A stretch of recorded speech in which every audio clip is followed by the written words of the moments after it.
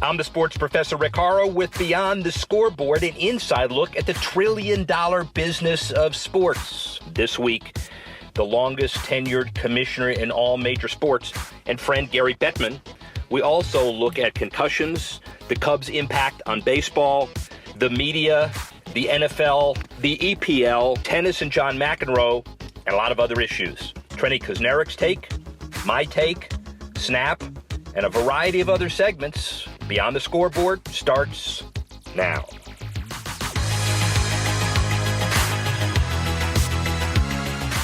Welcome to Beyond the Scoreboard, the serious show that really can't afford to take itself too seriously, but it is, after all, a trillion-dollar sports business. And if you want to get the jump on your friends, your coworkers, and your fantasy competitors, this is the show for you. I teach a sports business at Harvard Law School class. I've also been involved in a lot of stadium deals and strategic planning all over the country. The bottom line is they call me the sports professor because I attempt to get inside of a lot of these issues, and you can too. Subscribe to our iTunes feed. Look for us on Stitcher, Google Play, Audio Boom, and it certainly is a busy week. NFL over halfway over, college football even more, NHL, NBA seasons starting, NASCAR coming to a close, a rough presidential election to put it mildly. So let's get started. At the top of this week's show, we'll look at the top 5 headlines to watch this week, 5 to 1. Beyond the Scoreboard, stories of the week. Here's number 5. Through the first month of action, some of the NHL's youngest players taking the league by storm. Toronto Maple Leafs rookie Austin Matthews holding the top-selling jersey in the NHL's online store last month, currently tied with fellow rookie Patrick Lane of the Winnipeg Jets for second in goals scored, while 19-year-old Connor McDavid of the Oilers tied for second for NHL points.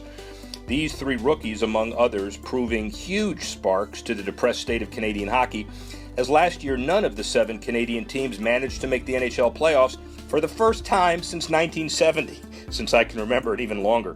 Hockey legend Wayne Gretzky chimed in on the rookie's impressive play.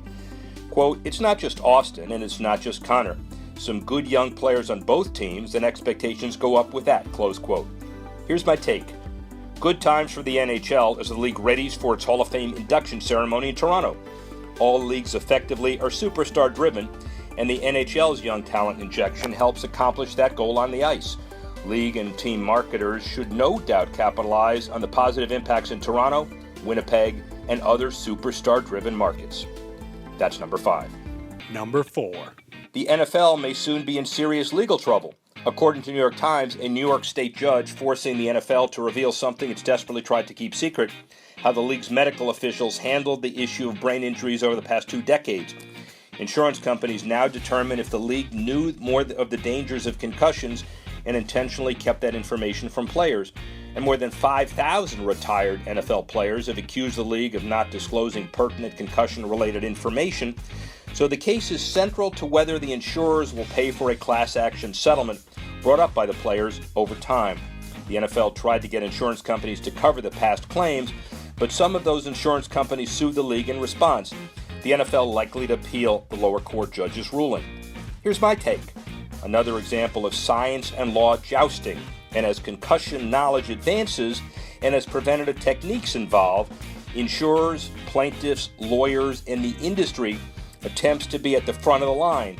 Hopefully, all parties put this issue at the forefront of their concern, as it'll never really be over as long as science continues to evolve. Number 3.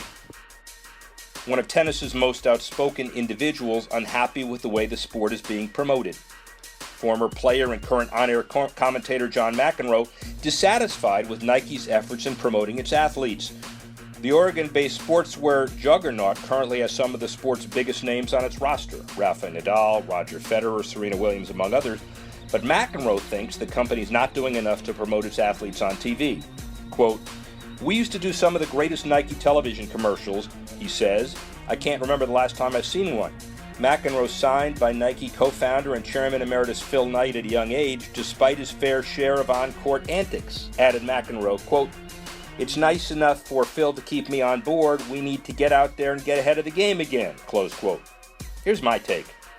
Kudos to McEnroe for speaking out about athletes' corporate image And of course, it's up to each individual athlete and his agent to reshape the respective image, and for the athlete to behave consistently with that image. No excuses for buck passing. Number 2. What a game. The Game 7 may go down as the greatest in baseball history. I know I'm an unabashed Cub fan. We're not going to let this go. It would have gone last week, but here we go again. Maybe for the final time, but look at the numbers. A 25.2 overnight rating, the biggest since the Yankees Diamondbacks 27 in 2001 after September 11. 31.1 rating at the cycle peak. A dramatic rain delay. Theo Epstein can now run for World King. And Joe Madden says we all did a great job. Tom Ricketts says all I could do is put him out there and keep the ball moving forward. But here are the numbers. Over 40 million TV sets, millennials glued to mobile devices, over 200 countries, economic impact in Chicago, well over 200 million for the 8 games at home and the 9 away games outside of Chicago, but attracting thousands of baseball pilgrims just standing around Wrigleyville. 5 million for the parade. Net impact, great for baseball, great for the Cubs, perfect symmetry as Chicago came back from a 3-1 deficit down on the road against Cleveland, but after another Cleveland team did the same thing to Golden State 4 months earlier. Amazing synergy, amazing symmetry. That's number 2. Number 1. For years, San Antonio Spurs coach Greg Popovich made being an informed citizen a requirement for his players. The rule never been more important as now, when America's election made political alignments for sports executives, owners, and players a potentially career-limiting minefield. During normal election cycles, sports bold-faced names pretty comfortable talking politics. This year, LeBron James openly campaigning for Hillary Clinton, NASCAR chief Brian France, and drivers publicly supporting Donald Trump. Because the election's so polarizing, few others made their views known. And it had been suggested that Trump's rhetoric jeopardizes America's 2024 Olympic Games hosting. Quote, "The rhetoric in this election is unlike anything we've ever seen before, not just at the presidential level, but at any level." Matt Higgins, co-founder and CEO of Stephen Ross's RSC Ventures, who also served as press secretary for New York Mayor Rudy Giuliani, told Sports Business Journal in August.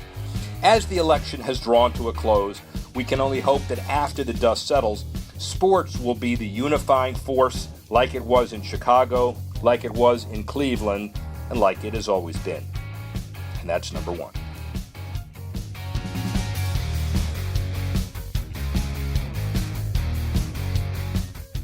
In the boardroom this week, honored to be joined by the longest tenured commissioner of any of the major sports, NHL Commissioner Gary Bettman. Next February, it's 24 years on the post. He should be celebrating his 25th anniversary not too far after that. When he took over on February 1 of 93, NHL revenues were about $400 million. Now they're over $6 billion.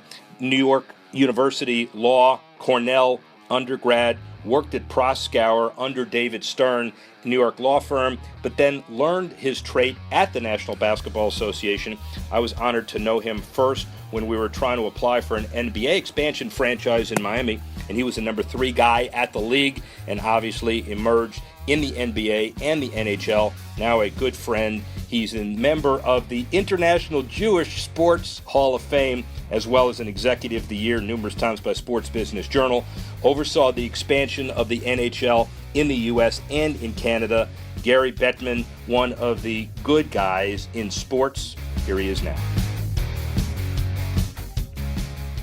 Really honored and pleased, and I know this may sound gratuitous because we have that kind of relationship, but the oldest living commissioner, let me rephrase it, the commissioner who has been in office longer than any other commissioner and can live to tell the tale. I guess that's good enough. Gary Bettman, absent further introduction, we'll get into it as we start this interview. How are you, sir? I'm great, and it's always good to be with you, even when you try to make me sound even older than I am.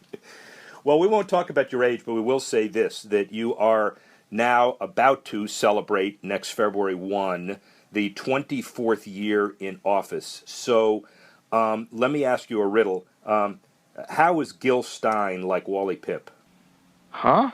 Oh, you know that question, right? The answer is the former NHL commissioner or president. Was he called president at the time when he preceded you? Actually, I think he was the interim president. All of the leaders of the league up until me were either presidents or, in Gil's case, interim president. Well, now we've got Mount Rushmore, but we don't know who else to put to the left or to the right of Gary Bettman. So obviously, very, very important to the future and the past of the NHL. What are you most proud of? The rapid growth of the league from 400 million when you were hired to well over 3 billion. Now the 30 teams that have now been members of the league since you've been there. The Forbes number, which may not be right, the $505 million average, but a 3% increase from the year before, or that you are inducted as a member of the International Jewish Sports Hall of Fame a year and a half ago. There are a variety of statistics that you cited. Some of them need an adjustment. Yes, sir. This year we're projected to do $4.5 billion in revenues. Okay. We will have 31 teams for the start of the 2017-18 season, which comes in the middle of our centennial 100-year celebration.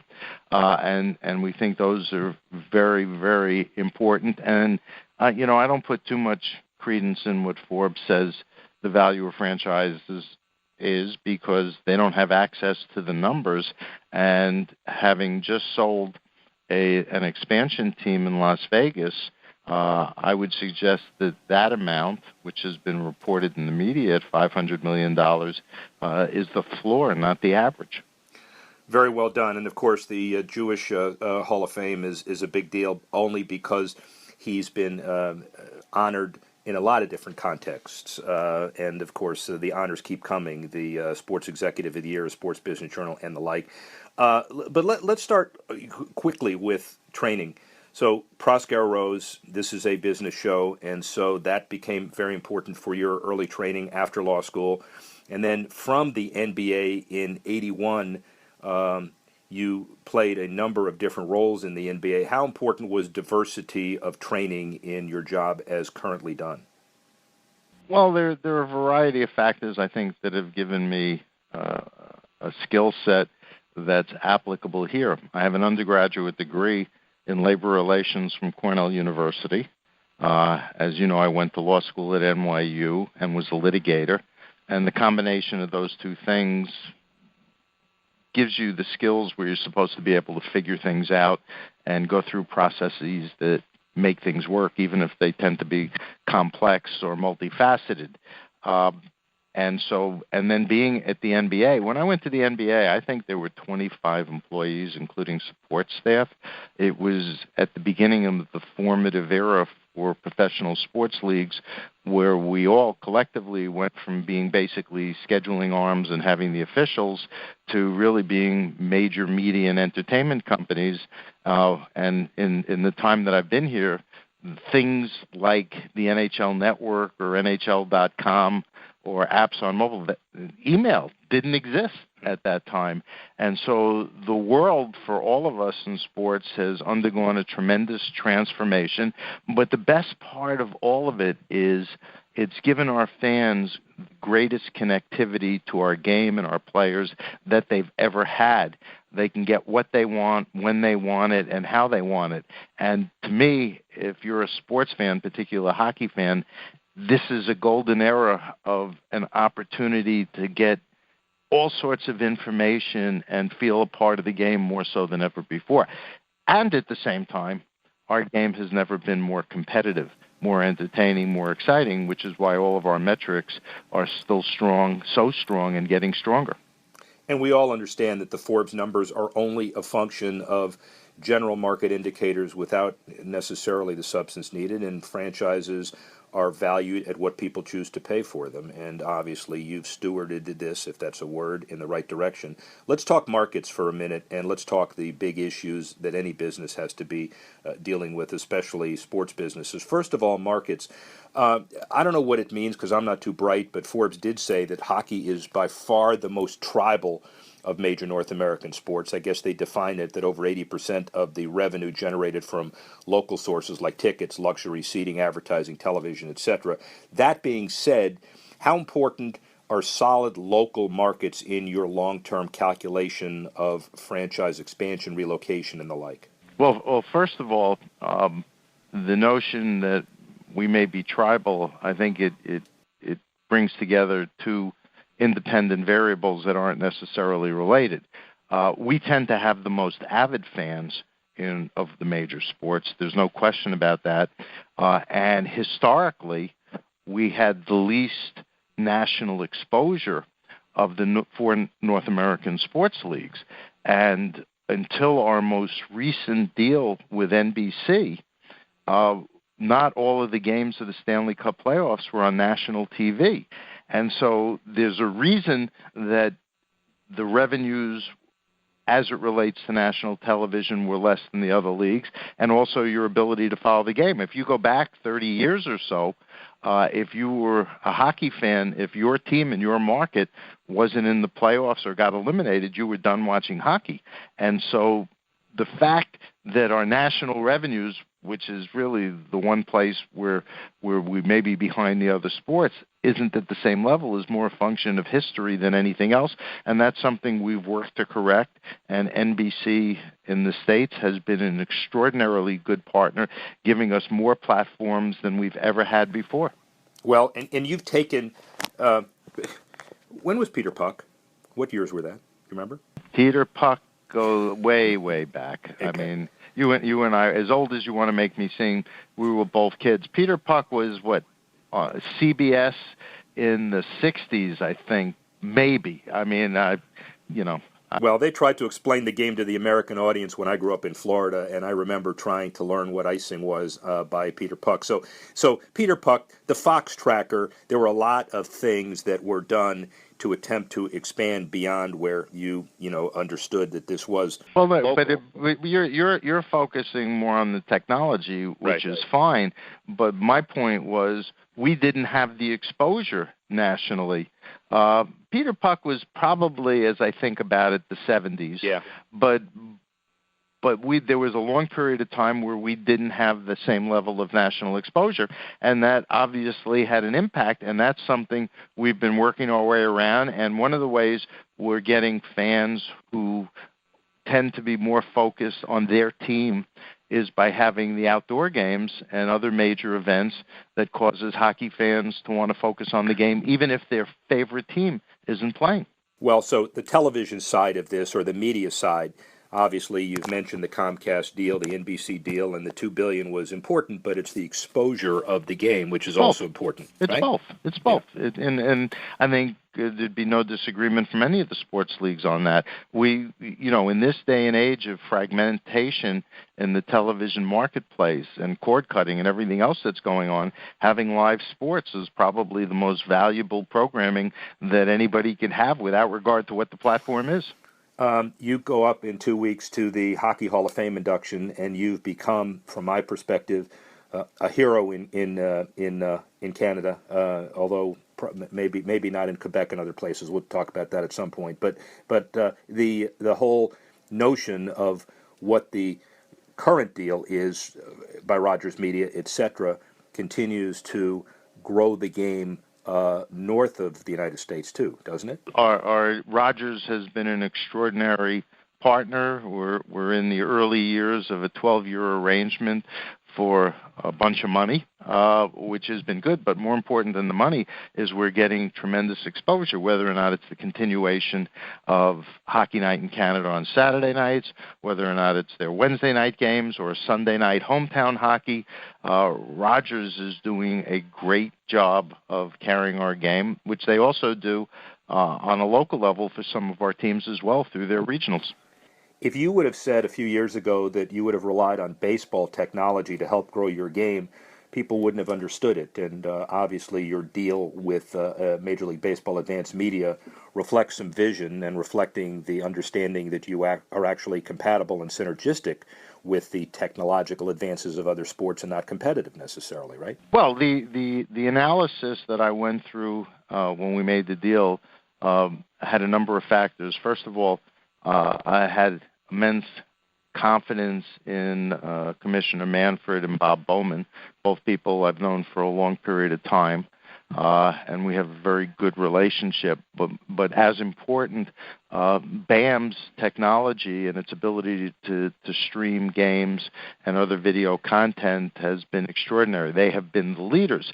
We were looking at where we were in terms of our own capabilities and what would be appropriate to move forward. And I ultimately concluded that I could spend a lot of money and spend a lot of time doing it ourselves, and if we got it completely right and we're really as good as we could be, we'd be what baseball's doing.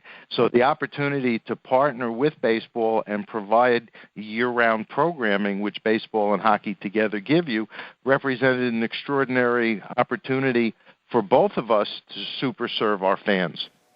When Rob Manfred was at the Labor Relations program at Cornell, did you overlap, and who had better grades? Actually, I think I'm older than he is. We seem to be going back to a common theme. I don't know what his grades were. I'm sure they were terrific because he's a really smart guy. Very well done, as I would have expected. You're happy with the Vegas expansion opportunity. You seem like that can be one of your legacies as far as what happens in that market. I'm not sure any of this has to do with my legacy. We continue to grow the game. I think it's a testament to the players and the coaches and the amazing thing that they do on ice every night. The competitive balance we have, not only is it the best in our history, it's the best in all of sports, and the game continues to grow at all levels, in part, I think, because the game's so good and the players, particularly the younger players, are so fast and so skillful. Vegas represented an opportunity for us to respond to this increased interest, ongoing interest in the game. I know some people view it as a unique market, and it may well be, but there are lots of people who live there in a community of about 2 million people looking for the same opportunities that other cities have. They don't have any professional sports teams, and they are really excited to be getting an NHL team. Just a couple more. What's going to happen in Phoenix, in Arizona? Hopefully they'll get a new building in a location that's more accessible to the fans of the Coyotes, who have been terrific fans through thick and thin, and there's been a little bit of thin that we've all had to deal with, but ownership is committed and working very hard to satisfy and work with the fan base there. And so we're grateful for the fan support we've gotten, and I think a new building in a different location may be just what the doctor ordered. Lockouts in 94, in 2004, in 2012. This one ought to be easy, right? Because the game is growing significantly. Will you get this done? Get what done? Labor. Long-term labor. We're in the middle of a long-term agreement. We're not even focused on it. Hopefully, things will be working well so that both sides are satisfied. I will suggest when you have a labor dispute and a work stoppage, it takes two sides to make that happen. I know it's the popular lore to lay it completely at my feet, and I'll take some responsibility for it. But if you look at the competitive balance and the health of the league and our franchises, since we unfortunately had to lose a season, sometimes you got to do what you got to do to get to the right result. And hopefully people will have learned, without expanding this to something we don't want to talk about, that after a presidential discussion that's as nasty as it's been, that people can agree to maneuver and share things without being nasty in rhetoric. It sounds like hopefully that gets done in the long term as well. Actually, as we go back, I think there was very little nasty rhetoric through all of the labor disputes and bargaining we had. In the final analysis, people on both sides have to do what they have to do, and you have to respect the process. And I think our fans have been extraordinary in terms of their willingness to understand. We came back from the year off to record revenues and record attendance, and I don't think there's ever been a business that's been down for a year that's been able to come back that strong. That's a testament to our fans, and we're grateful for that. I mean, everybody hates whenever there's a disruption because, everybody loves the game and loves their team and their favorite players. But you got to have a system and a league that's healthy to make it work for everybody, especially and including the fans. I guess that's the last point, Commissioner Gary Bettman, that you started in this role in '93, and then a year later we have a lockout, a work stoppage, and yet in 25 years of seeing you in this role, I can say without hesitation that you are the most comfortable commissioner in the history of sports that I've ever seen in terms of understanding what you need to do and how to get it done. Maybe it's the 25 years of experience, who knows. The Stanley Cup presentation has evolved into one of the most awkward traditions in sports, according to numbers, except we see how you handle it, and it's growing the game. So what Well, let's pause there. Everybody's getting booed presenting the championship trophies this year. It's not limited to me, and in fact, maybe it's a tradition that helped get started around me, but that's what happened. But at the end of the day, and I'm not sure I like comfortable. That makes it sound complacent, and No, you fill in the blank. I'm wrong then. You fill. What do you feel? I love what I do. I think the fact that there's an organization here at the league and at all the clubs that's committed to this great game, everybody's working very hard towards the same goal, and that's what it's all about. 25 more years as commissioner, or do you think you'll stop before that? I don't think there's 25 years left as commissioner for me, and that you keep going back to this old thing. Are we trying to get morbid here? 25 years would make me 89. I'm still around watching my grandchildren and my great-grandchildren, enjoy life.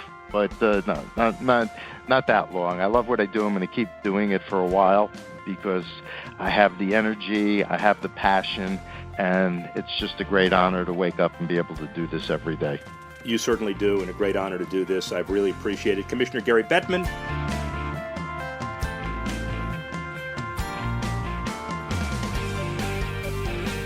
Now it's time for Off the Beaten Track. Some of the more important stories that don't necessarily show up in the headlines every week. First, sporting events breaking all sorts of records for giving away the most prize money. The PGA Tour's Players Championship broke an even more impressive record. The tournament announced it'll donate $8.5 million to area charities, about $400,000 more than last season. The record for the largest donation to charity in the history of the Players. Much of the $8.5 million will be donated to children's charities as part of the PGA Tour's 2011 goal of earmarking $50 million to organizations involved in health and education within 10 years. Many of the additional donations can be attributed to about an 80% spike in attendance and over a 100% increase in concession sales over the past 8 years, all stemming from a series of enhancements to the course at TPC Sawgrass and Ponte Vedra Beach. Golf remains the industry standard in charitable donations. In fact, the Guggenheim Women in Tech Championship beginning next Labor Day weekend in Indy combines the LPGA and Guggenheim's efforts to intensify urban development and women's workforce training, robotics, and other positive community goals through this international golf tournament. Golf, a unique vehicle to intensify social change and look for this trend to continue. Across the pond, financial statements released, and Man City emerged as last season's top UEFA Champions League earner.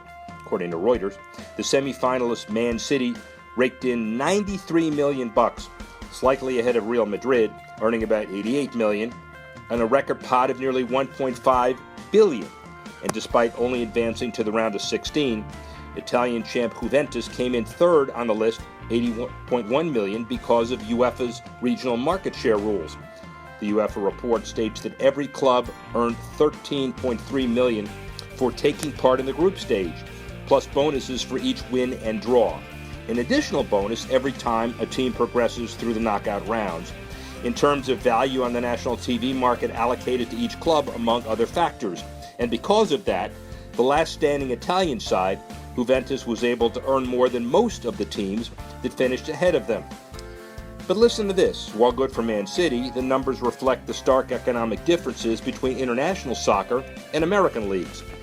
NFL, MLB, NHL, NBA, the bedrock foundation rests with shared national TV revenue, not the case with international soccer.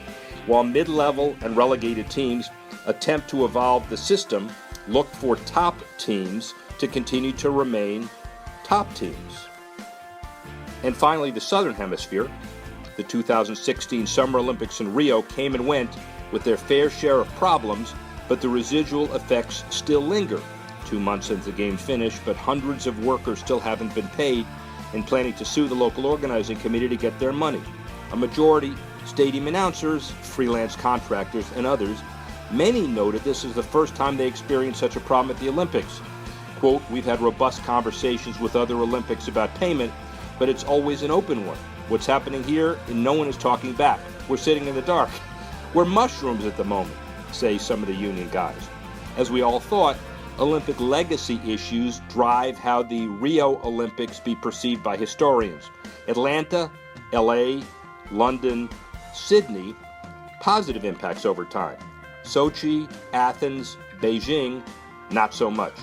The next year or so, critical for Rio in regards to its place in history. That's Off the Beaten Track.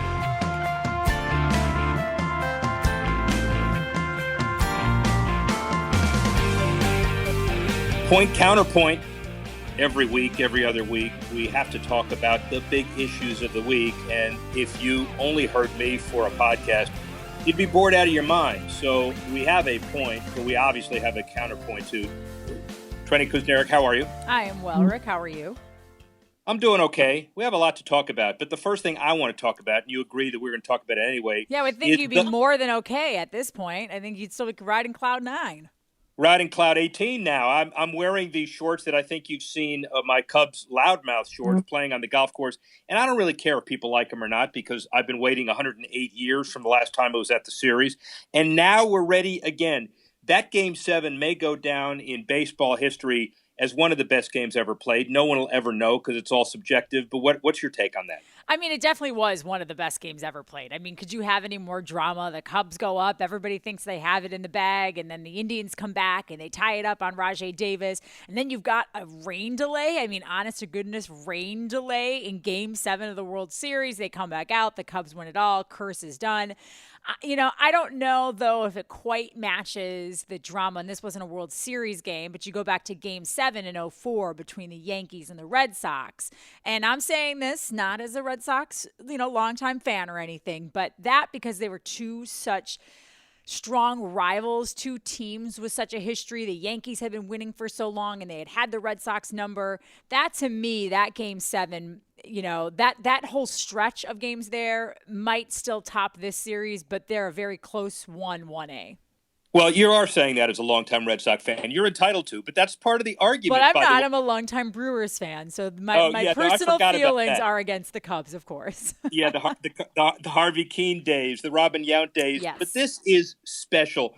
The economic impact here, we've talked about it before. There were 9 away games and 8 home Cub playoff games. But the bottom line was the economic impact was almost as much away because these pilgrims come from Wrigleyville. They just sit there and they watch the games on television, even though they're not played there. This was one for the ages. The symmetry, I think, was amazing. The Cubs coming from 2 behind, winning on the road, beating a Cleveland team who coming from 2 behind, winning on the road against a Golden State team months before. It's amazing. Basketball, baseball, it transcends. Let's hope now, this is the bottom line of this all, I think, is that as elections come up and go, and I know this will be posted after the election, this unifying force in Chicago and Cleveland serves as an example of how civilized people can behave. What do you think? Yeah, it was really nice to have something to pay attention to and really root for other than just the massive anxiety levels of the election. I mean, that is one place where I know people hate when sports and politics sort of collide and social issues collide, because the one nice thing about this series, I think, is it was such a nice distraction from everything else that we were dealing with. And, Chicago, I would say, while parts of it are hurting economically, for the most part, Chicago is booming again. I know they've had a little bit of a population loss, but you still have housing is going up in the area, new restaurants, new stores, young people are flocking and moving there. Where on the other side, you have Cleveland, which has been economically depressed for a while now. So to me, the best thing to come out of this World Series was for Cleveland to get 3 extra weeks of people paying attention to Cleveland, people coming into the city and flooding money into that city that I think so desperately needs it. Not to mention, by the way, the 200 countries and 25 languages who got the series and the playoffs, and now people in like Sri Lanka or wherever may not know where Cleveland is or Chicago is, but they certainly know how to say it, which is the bottom line. And by the way, the one thing that we now understand is over are the political ads, almost as bad as those fantasy ads of last year. What do you think? We're ready to move on and go to sports. The fantasy ads last. Oh my God! I mean, at least will we? I don't think we'll keep seeing them, will we? Those terrible we daily will. fan. Are they going to come back? We will, but we'll see them as one entity because after the merger, they'll be there, and people have to understand that ads, can get more people to play. But they're going to be spending money. Good for our networks, but I'm not sure it's good for people that watch. You know what, though? Anything has got to be better right now than constant political ads, which now when they come on, I immediately hit the mute button. I may not hit the mute button on a daily fantasy ad. Yeah, well, no. Now we have some space for them, by the way, because all the ad time was sold out after the Tuesday election. We're going to have some space for some other ads. But, welcome back the Tide and Mr. Clean and Clorox and all those normal ads that people used to watch. Welcome back, happy ads. Welcome back, happy ads. We both agree with that. Let's talk television for a minute. Television media platforms ever changing. Hulu plans to unveil its new live streaming service. Everybody's trying to do all that. Kudos to, by the way, NBC. I know we're not just shameless homers, but Laz, after the Olympics, decided to figure out that whether people are going to want it or not, we're going to measure mobile devices as well as televisions in the same way. And boy, I hope so, because all of the discussions about people not watching as much TV as they used to, it's all misplaced. We're just watching on different devices. What do you think? Yeah, I mean, I think I still watch somewhat traditionally with television. If that includes now, I suppose this isn't entirely traditional because I use my DVR a lot. It allows me to watch things fast forward through commercials or watch something on demand, which many places now force you to watch commercials on demand, which, I don't mind sitting through. But, I know a lot of my younger cousins and even my brother, who is 7 years younger than me, so much of what they do is on their mobile device. And I just purchased a new iPhone, and I purposefully got, even though it's gigantic and barely fits in my pocket anymore, I went with the iPhone 7 Plus because I thought all the things that I do on my cell phone, I want a bigger screen. I want a bigger, clearer picture because this is a way now, if I am on a plane, I can watch a movie on my phone, or I can watch something on my Xfinity on demand on my phone using the Wi-Fi on an airplane. So I think it's definitely changed. And I think we have to sort of start to measure that because I don't think it's that people are moving away. If anything, and this is the golden age of television, right? I mean, between Hulu and Netflix and Amazon and the cable channels and the pay channels, some of the best television I think we've seen in a really long time has emerged, and people are clearly watching those shows because if you hop on your social media, it's just a different viewing experience. And I don't know if you do this, but if you're watching a show like, say, Game of Thrones is one of my favorite shows, the first thing I do after Game of Thrones is go on Twitter or Facebook, not really Facebook, I'm more of a Twitter person, but you go on Twitter and you want to see how everybody else reacted to it. There's sort of this social component now to watching TV. You're not just sitting and watching it on your own, on your couch, particularly with sporting events. So that has really changed how we do things. And I think all of those are measures of what people are watching and how people are experiencing television.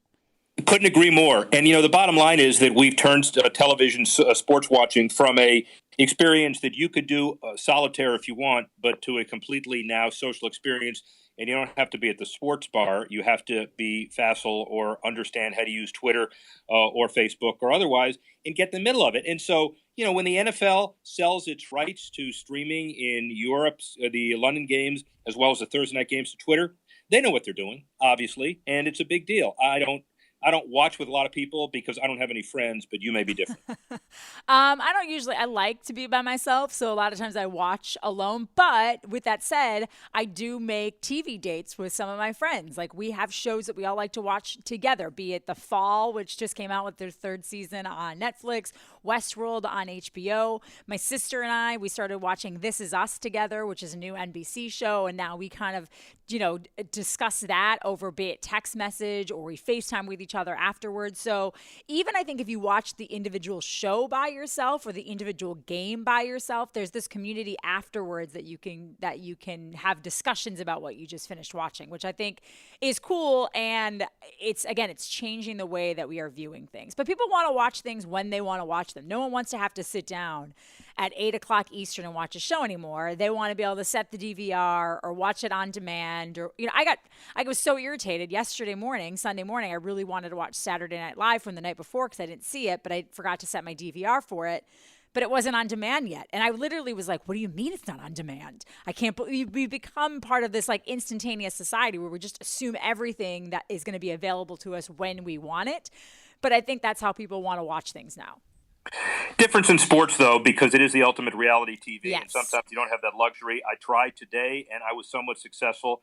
I decided to black out the Raiders and Denver game and watch it at 3:00 this afternoon. Still didn't know the score until someone texted me, boy, what a great game, and it only blew a quarter of the game. But people can't do that, especially for those of us who are somewhat in the media. But it is important to understand that sports is ultimately one of those things that advertisers are still going to gravitate to because you can't archive it as well as other things. Well, that's the one thing. Like, I won't DVR a game. I want to watch a game in real time. I might DVR to go back and watch it for specifics later, go back and watch a certain play or a certain stream of plays. But that's what I think sort of, even with how much networks are paying now for sports rights and sports rights fees, I think that's the last bastion of true live television right now as a sporting event. Because think about, when even the Olympics has a marquee event and it takes place in the afternoon, but they don't air it live until that evening. People get mad about it because they already know the outcome. Now they can watch it and stream it on their devices and then rewatch it in the evening. But people still want, sports are the one thing people still want live. Yeah, I agree. And when the Olympics goes again to Korea and it's going to Tokyo and Beijing. There are a lot of time zone issues with the Olympics next few years, but that's for Mark Lazarus and others to figure out. Yes, that's why they're paid the big bucks. Yeah, that's why they pay the big bucks. And let's talk about something that's a little more at home, but still one of those big bucks issues, which is the whole concussion, where is science versus law as far as the NFL is concerned. A state judge in New York is forcing the NFL to reveal something it's desperately tried to keep secret, which is how medical officials handle the issue of brain injuries over the last 2 decades. The law is jousting with science, 5,000 retired NFL players, class action litigation. And the local judges say, well, you got to figure out how to deal with this now and in the future. And they want to be at the front of the line. There will be an appeal of all of this. But this has not been resolved by a long shot, has it? No, and I think what is going to add to this, and I'm not sure if you caught this story, it was a little bit New England based, but Kevin Turner, who was a fullback for the Patriots, this week Boston University revealed that after doing the autopsy, he died at age 46 of what everyone thought was ALS, but BU determined that he actually died from CTE. That CTE caused his motor neuron disease, and on the surface it looked like ALS, but that the proteins that were in the brain identified more closely with CTE than they did ALS. And so now you've got something on, and Ann McKee, who is the head of the study, flat out said, football killed Kevin Turner. So you add that in and you date back to when he played the game, and when you start to look, maybe re-look and re-examine the cases of, say, a Junior Seau or a Mike Webster or, a number of these players, Justin Strelzek, who also played for the Steelers, and you start to really look at those cases and what the NFL might have known at the time and what they hid, and then to find out that those repeated hits, the subconcussive hits, and just the game itself could be killing people. And I think that changes the entire ballgame. I think that puts the NFL in a very precarious position. Well, and I'm not a homer, but I did work with the NFL for a long time, and they're legal guys I went to law school with, et cetera, and know them as good folks. The problem really has been that science has always been one step behind the lawyers. And as we learn more about this, then the question is, who are the folks that are really trying to solve this? And can they ever get a handle on it? And there are 5,000, as we said, retired NFL players, all of whom have very significant damages to this issue. Kevin Turner, I was fortunate enough, by the way, to meet him. I certainly do know who he is and was, and spokesman for that effort. And there were a lot of people who really wanted to take this up. So what does the NFL do on the field? What does the NFL do in the science laboratory? Part of it is the decision, or what people ought to decide is, does the NFL really want to do the right thing or not? What do you think? I mean, I don't know that they do. What have they done lately, Rick, that says to you, boy, this league really cares about its players and its players' families, whether it is head trauma or domestic violence or sort of ignoring the elephant in the room, which is the painkillers that these guys take and are sort of pushed on them just to keep getting them out on the field, this push for an 18-game schedule, these Thursday night games. Profit seems to be number one in the minds of the NFL and the people running the NFL, not necessarily the health of the guys playing the game. So I don't trust them to do the right thing. I trust them to cover their butts in order to cover their bottom line, not to do what's right in the situation. And to be quite honest, what is right at this point? I mean, if the BU study is correct and exposure to football in and of itself is a driving factor in these subconcussive hits and playing from the time that you're a young person, what solves the problem? I mean, is it a better helmet? Is it making the game less physical? But if you make the game less physical, it drastically changes the crux of the game. So I feel like at this point they are going to try similar, and I'm sure as an attorney you hate this comparison, but I feel like it's tobacco industry-esque that they are going to try and cover themselves in every way possible in order to keep making money hand over fist until they can't anymore. I guess the difference to me is, and again, a little bit of a homer, is that tobacco industry, the studies were crystal clear. Everybody knew. I think the studies with the NFL, we have to admit, are still evolving. Now, that doesn't mean that they're doing the right thing or not. It just means the science every week, and your example was a good example, that we don't know how CTE is directly involved. We do know that it's a lot more than what people thought.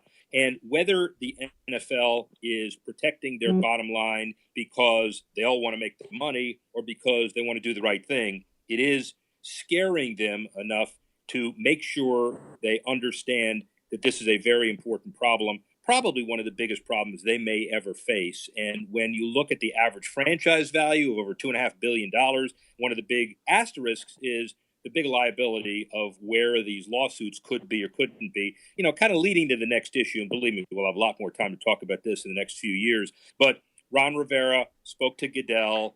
Cam Newton spoke to Goodell. The commissioner always now is trying to figure out how to draw the line between excessive versus excessive violence. Cam Newton complains about the way he's hit. One of the issues is, well, he's a running back, not a quarterback. The other issue is a lot of players think he's treated favorably now even. So is this just an issue of the NFL trying to find out where the rules are and it becomes difficult, or is it a Cam Newton issue, or is it more than that? I think it maybe lies somewhere in between, right? I don't necessarily believe in the fact that the NFL has it out for Cam Newton because, I feel like Ben Roethlisberger is another guy who's just a really big physical presence on the field and sometimes absorbs hits that don't get called as often as, say, they do on maybe Tom Brady. Both of them are different. I would even go back to, and Russell Wilson is a smaller quarterback, but because he's such a mobile guy and one that moves around, RG3 when he was playing, I just think that those types of quarterbacks, because they roll out of the pocket so often and they try to make plays with their legs as much as they do with their arms, defenders look at them a little bit differently. So I don't know that I buy into. I see where Cam Newton is coming from, particularly following. I mean, those were two really egregious hits on him that first week in Denver. That Thursday night game. He probably shouldn't have been on the field. He probably should have been taken out and put in the NFL's concussion protocol much more quickly than he was. So obviously, this is something that's happening to him over and over again, and something that maybe they need to look at a little bit more closely. The difference, as officials need to look at the difference of, okay, when are they going for his head, and he is in a vulnerable position as a true quarterback, and when is he sort of taken on the role a little bit more as a running back, and he's in less of a defenseless position. And that's tough, right? Especially when it's happening so quickly. I try to remember that there is a level of human error in what these guys, what they're doing out there, the officials and what they're doing.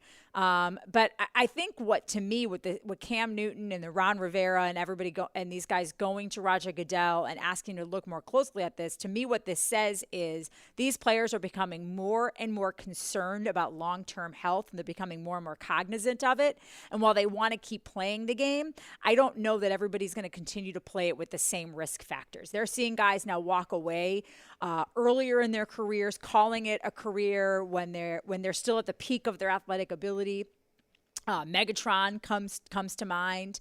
And they're saying, you know what, either fix it or I might have to walk away, because at what point is this not worth it for me anymore? And I think that's more of what this is. It's like, hey, man, I want to keep playing this game, but I don't want my brain scrambled just because guys think that they can, do whatever they need to do with me to take me down. NFL, television, baseball, we had a lot to cover. Trenny and Eric, thanks a lot. We'll talk in a couple of weeks. Sounds good, Rick. We'll see you then.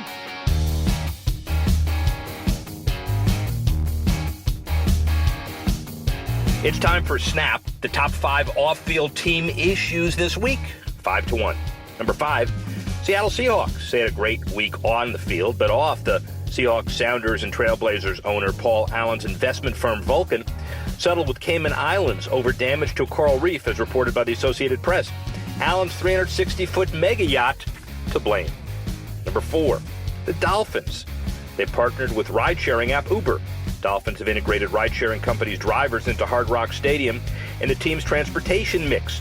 News of the partnership comes at the heels of similar announcements by Uber's smaller competitor Lyft, which announced this month a healthcare initiative aimed efficiently at transporting patients of South Florida medical institutions and assisted living facilities. Number 3, the Cowboys. Their wide receiver Dez Bryant holds the top spot on the NFLPA's top 50 player sales list through the second quarter. This is based on total sales of all officially licensed merchandise from March 1 through the start of the 16 season. By the way, the Cowboys have 4 players in the top 15 on the list. It's just an advantage of winning. Number 2 and 1, feel good after the election. Number 2, the Steelers, along with defensive end Cameron Hayward's foundation, working along with DKMS to delete blood cancer. The collaboration aimed at raising awareness that a simple 5-minute swab of blood test can save lives. Finally, number 1, the Lions. They're doing their part to promote community goodwill with an anti-bullying campaign, Real Players Don't Bully. Lions management giving away signed photographs of team icons, including star Matt Stafford, wearing the campaign-branded shirts. It's good to know that somebody is dealing with anti-bullying, at least at this point in our lives. That's Snap for this week, 5-1. And now my final take. Now that the election's over, Americans need something else to debate about. Luckily, our discourse about the college football playoffs is not as rancorous nor as serious as the 2016 election. But the idea of who's in and who's out in college football will dominate the next 7 weeks until right after the Heisman Trophy ceremony. While there's no right answer unless you're a fan of overlooked Michigan State, the polls are always subjective, which is their beauty after 3 years. With only 4 playoff berths to fill, at least one of the NCAA's 5 power conferences will be on the outside looking in.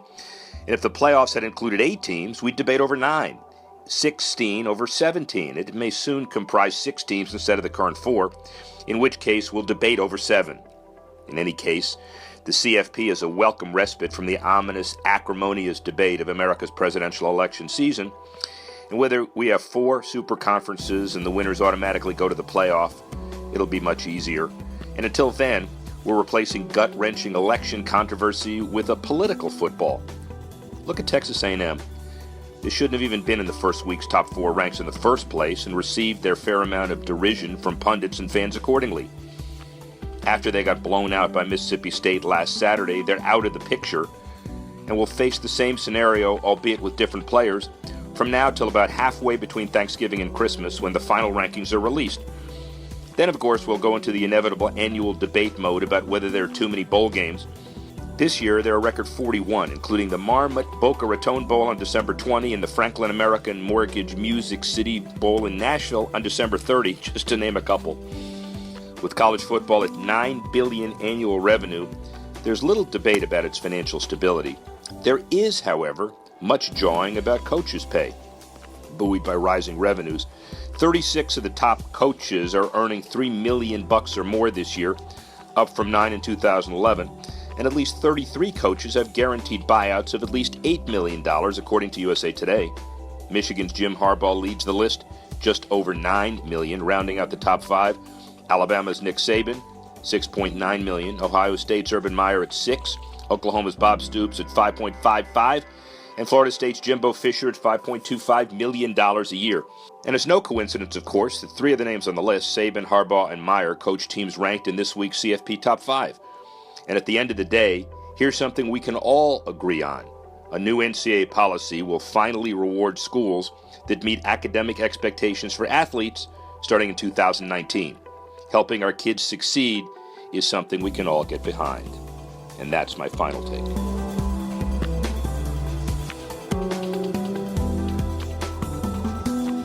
Well, that's our show for the day. We'd like to thank longest tenured commissioner of all major sports and friend Gary Bettman. We'd like to thank Trenny Kuznirik for lending her opinion. She'll be back, as always. And we'd like to thank you for listening. Over the next few weeks, NASCAR comes to an end. The NFL goes through its Thanksgiving time. College football continues and rumbles toward the Heisman. NHL and NBA continue to pick up some support. And we just go through a turbulent election and see what happens in sports. And by the way, if you want to, subscribe to our iTunes feed. Look for us on Stitcher and Google Play and Audio Boom and all of the other methods to get us on a regular basis. We sure would love to continue to have you. And as we went through the most turbulent election in any times we can remember, sports should always be and will be a healing agent. Why don't you join me next week when we go Beyond the Scoreboard?